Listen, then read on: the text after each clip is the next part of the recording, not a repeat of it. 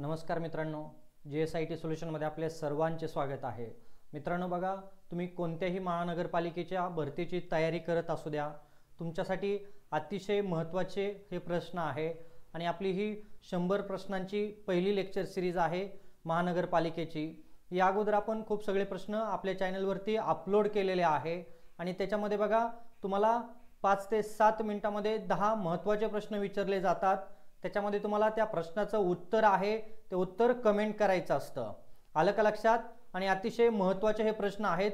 महानगरपालिका जे अधिनियम आहे, मग त्याच्यामध्ये पुणे, मुंबई, नागपूर, नाशिक कोणतीही महानगरपालिका असू द्या, त्या सर्व महानगरपालिकांच्या भरतीसाठीचे अतिशय महत्त्वाचे प्रश्न आहे। तर बघा, आजच्या प्रश्नमालिकेतील पहिला प्रश्न तुमच्या समोर आहे। प्रश्न काय? व्यवस्थित वाचा। महाराष्ट्र महानगरपालिका अधिनियम कोणत्या वर्षी लागू झाला? बघा, महाराष्ट्रामध्ये ज्या काही सर्व महानगरपालिका आहेत त्या महानगरपालिकेंसाठीचा अधिनियम कोणत्या वर्षी लागू झाला आपल्याला इथे विचारलेला आहे। आणि 1947, 1949, 1965 आणि 1972 अशी इथं आपल्याला सनावली दिलेली आहे। आणि याचं करेक्ट आन्सर बघा काय आहे? 1949 साली काय झालेला आहे? तर महाराष्ट्र महानगर अधिनियम कायदा आहे तो चालू झालेला आहे।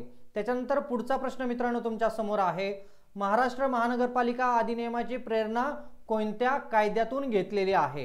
इथं आपल्याला काय विचारलेले? कायद्यातून कोणत्या घेतलेले आहे हे विचारलेलं आहे, त्यामुळं प्रश्न व्यवस्थित वाचा।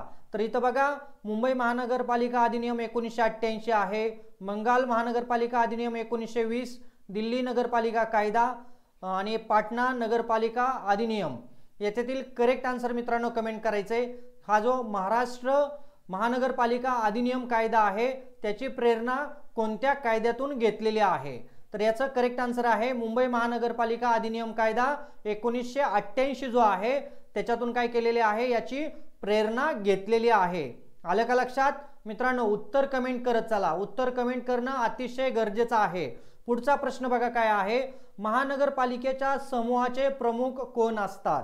बघा, महानगरपालिकाचा जो समूह आहे त्या समूहांचे प्रमुख कोण असतात आपल्याला विचारलेलं आहे।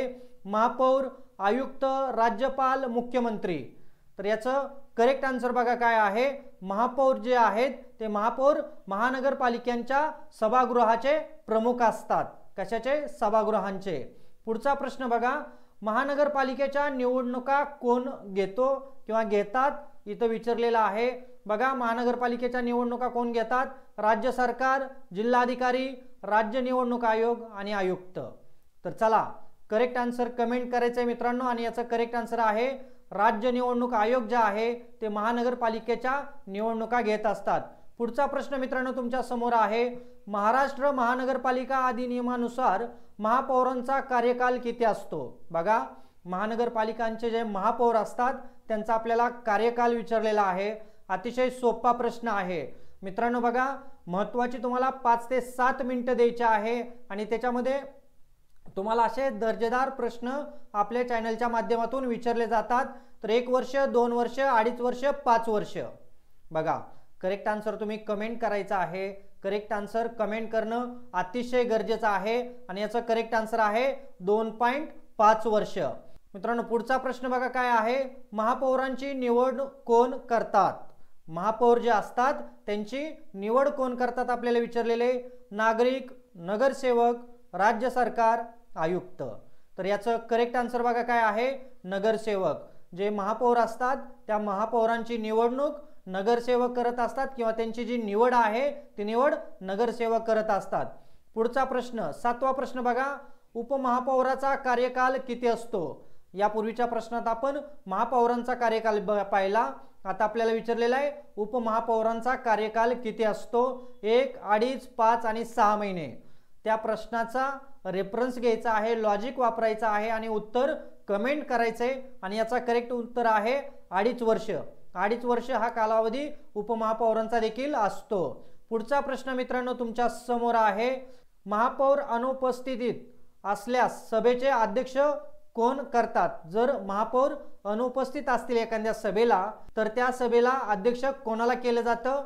तर बघा इथं ऑप्शन दिलेले आहेत, आयुक्त, उपमहापौर, राज्यपाल, स्थायी समिती अध्यक्ष। आणि याचं करेक्ट आन्सर आहे उपमहापौर। जर महापौर एखाद्या सभेला अनुपस्थित असतील काही कारणांनी तर त्यांच्या जागेवरती जे उपमहापौर असतात त्यांना त्या सभेचं अध्यक्ष केलं जातं। बघा पुढचा प्रश्न काय आहे, महापौराला इंग्रजीत काय म्हणतात हे आपल्याला विचारलेलं आहे। अतिशय सोपा प्रश्न आहे मित्रांनो। तर बघा ऑप्शन दिलेले आहेत, चेअरमन, स्पीकर, मेयर आणि कमिशनर। चला करेक्ट आन्सर मित्रांनो कमेंट करायचे की महापौराला इंग्रजीमध्ये काय म्हणतात, आणि याचं करेक्ट आन्सर बरोबर दिलेले मेयर असं म्हटलं जातं। त्याच्यानंतर आजच्या प्रश्न मालिकेतील शेवटचा प्रश्न तुमच्या समोर आहे, उपमहापौराला इंग्रजीत काय म्हटलं जातं? तर सब mayor, deputy mayor, vice president आणि कमिशनर। आता बघा इथं जरा कन्फ्युजन केलं जाऊ शकतं तुमचं, आणि तुम्ही तुमच्या उत्तरावरती ठाम असेल तर निश्चितच उत्तर कमेंट करायचंय। आणि याचं करेक्ट उत्तर बघा काय आहे, तर इथं डिप्युटी मेयर असं कशाला म्हटलं जातं, उपमहापौराला इंग्रजीत म्हटलं जातं। मित्रांनो बघा असेच महत्त्वाचे प्रश्न आपण लेक्चर सिरीजमध्ये घेणार आहोत। त्यासाठी तुम्ही अजूनपर्यंत आपल्या चॅनलला लाईक, सबस्क्राईब आणि शेअर केलं नसेल तर प्लीज आपल्या चॅनलला लाईक करा, सबस्क्राईब करा, आणि सगळ्यात महत्त्वाचं म्हणजे बेल आयकॉनचं बटन क्लिक करा, म्हणजे असेच माहितीपूर्ण नवनवीन व्हिडिओ सर्वात अगोदर तुमच्यापर्यंत येऊन जातील। तर भेटूया अशाच नव्या माहितीबरोबर। जय हिंद, जय महाराष्ट्र।